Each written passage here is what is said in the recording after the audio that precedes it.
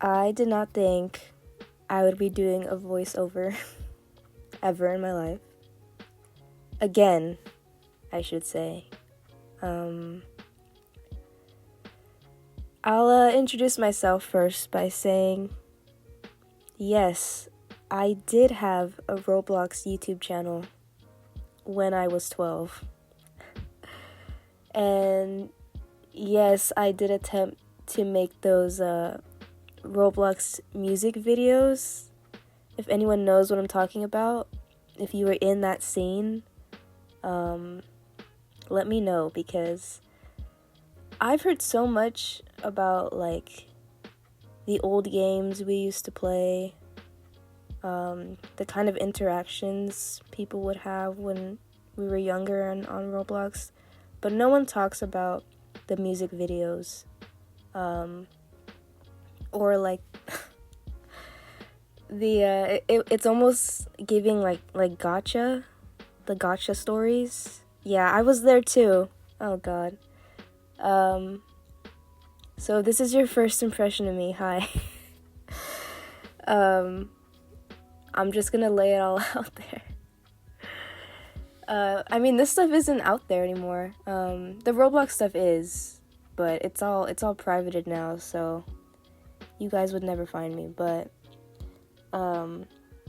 everything else, cringe, that I've done has been hidden very expertly. Well, I say that, but all it takes is like one hack, and I'm pretty sure all of that stuff could be public again. But yeah, anyways. Hi. I'm Wilby. And I'm gonna be coloring today. Actually, I already am, as you can see. I'm coloring now this Band-Aid. I did not write a script for this at all, so I'm gonna be making a lot of awkward pauses and saying and a lot.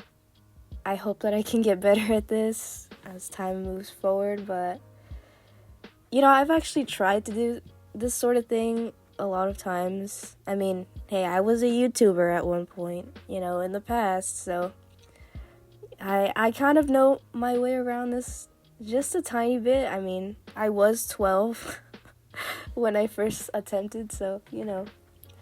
I mean, it was bad then too. I still struggled, but it was easier because I would play with my friends, and so the beginning would just be like incredibly awkward with me trying to do an intro. I had like a set intro. I'd be like, "Hey guys, it's, you know, my username, and today I'm gonna be playing like Jailbreak or something," and then I'd introduce my friend, and then we'd go, and you know, it would be inside jokes, a lot of I don't even know how to explain it, just honestly like just normal like banter, and I would just try to ignore the fact that, you know, everything was being recorded, and I think it was fine at the time. But ever since then, like every time that I've tried to record something different, it's always been a lot harder, I'd say, because, you know, you get that like anxiety of like, okay, now I actually have something to say. I have something I want to show, and it's like serious this time, you know, like I'm older, things are more serious. I'm obviously this coloring is not serious, but I attempted to do some other stuff on YouTube even after the whole Roblox thing. I had a lot of ideas for a lot of different types of stuff, but I kind of like gave up every time, I'd say, mostly because it seemed a lot harder than I thought it would be. Story of my life, you know, I always jump into things and then I'm like, oh, that's actually a lot of commitment. To do this thing is a lot of work, so maybe I don't actually want to do that. Like, I like the product, but the process is just not it. And so this time around, I feel like things are different because I went into this with the mindset of, okay, I'm just gonna mess around, you know, just record what I do, like, normally, you know, when there's no camera. And coloring is something that I like to do, and I like to use Crayola crayons. I use markers sometimes, but they're also Crayola. So I don't have any alcohol markers. Not yet. I want to get some. But obviously that's an investment, so I'm just waiting on that. But in my free time, you know, I like to just color with crayons and kind of color like normally, I'd say. I know some people, you know, they get art supplies and it's like they go God mode on it and create like the best thing you've ever seen. And I mean, don't get me wrong, I'd love to be able to do that for you guys and put that online. But honestly, that just seems like really anxiety inducing. It kind of feels like it would not be a good thing. I think I would have a bad time. I wouldn't really be excited or like calm at all, because, you know, every little mistake would be something like, oh god, like I ruined it, you know. And with this, I mean, I don't know if you can tell, I've already colored outside the lines in certain places, and I know that I'm gonna do it again coming up soon, I think, with this crayon or the next one I'm using. Just a warning, if that triggers you. But you know, like the whole like coloring outside the lines, but like continuing to just go along anyways, it's like it doesn't matter, you know. And I feel like I have fun when it doesn't matter. And coloring in this way of just, you know, normally, I guess you should say, without trying too hard or anything, really helped me with that. And so I encourage anyone who likes to color and maybe doesn't pick up the coloring book or the marker or the pencil or the crayon or whatever, you know, think about maybe if you're putting too much pressure on yourself to make it look like amazing. Try to think more simply, you know, like try to just do something simple. Like, you don't even need to shade. I have been shading recently because it makes me happy. But in the beginning, when I first started coloring to, like, I don't want to say it's like a hobby, but, you know, I kind of got back into coloring. I was just doing single colors because that was what actually calmed me. It made it fun. It made it inviting and stress-free almost. And now that I've been doing it for, I'd say like a few months now, that I've been kind of doing it a lot more often, like almost every day, kind of. Obviously there are weeks where I don't really feel like it, but lately it's been like daily almost. And so wait, I went on a tangent. What was I saying? Something about like how now I'm able to shade. Yeah, like now I can incorporate shading, and it's not like this massive step forward, you know. Like, I did it little by little. I would add like, oh, I want like a kind of hue, like I want this pink to go into a purple, or I want this blue to kind of fade off into green, something like that, you know. And then it led into like, well, I kind of want to imagine that there's a light above this image. And then I'd think like, okay, well, wherever the light is, you know, considering where the light is, that's where I'm going to add some sort of highlight. Or if there's a shadow, or if it's like nighttime, then that's going to determine the colors I use. And so I've been able to like slowly incorporate that. And even now that I'm doing it, it's like I don't want to do it all the time, you know.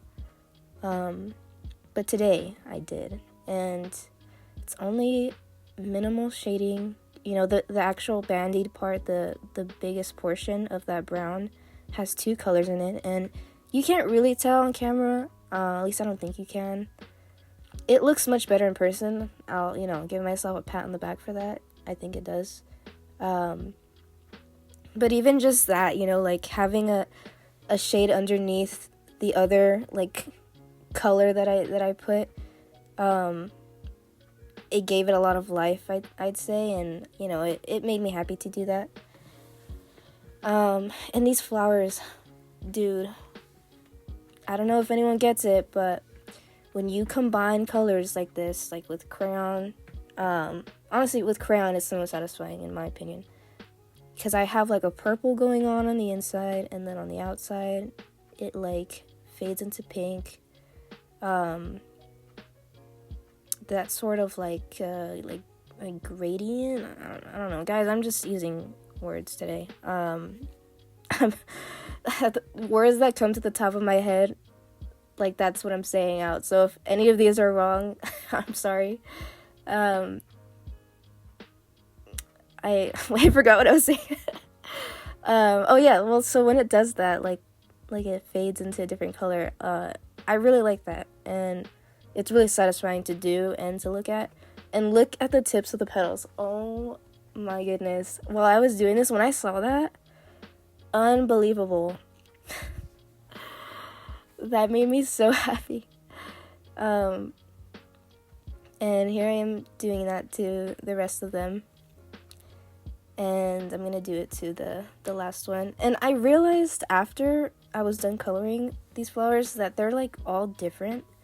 And so I don't know if I mean, you're not meant to do anything, but I don't know if the intention was to make them all different flowers. I know I could have, you know, like, different colors and stuff, but honestly, I wasn't feeling like thinking about different, like, shades that would go together, you know, different, whatever. I just wanted to do them all similar, color them all the same way. That was easy for me, and it didn't take much brain power, and it was satisfying, so that's what I did.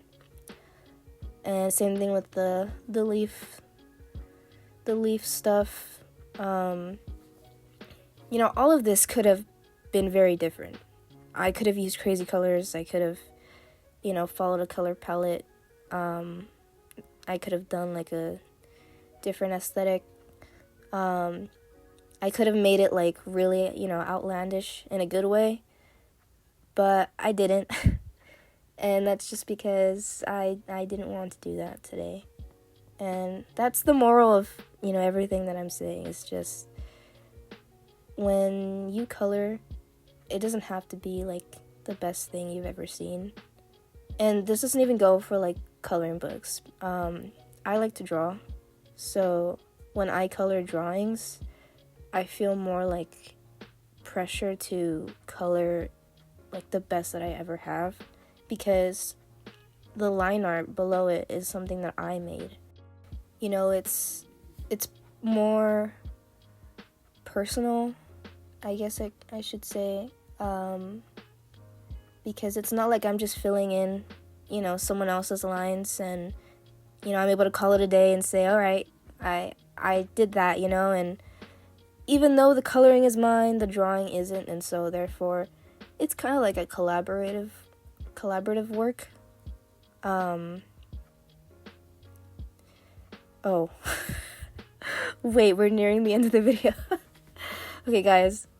I'm gonna record another one soon, and then I'll keep yapping. If you use this as a background video, thanks. I mean, I listen to background videos all the time, so this is, like, something I've been really wanting to do. Record something for people who, you know, need something in the background to listen to or watch. I wasn't gonna do a voiceover, but I figured it'd be boring if I didn't, because there's no crayon coloring sound effects. Sorry about that. Yeah. Okay, well, that's all for me. Bye.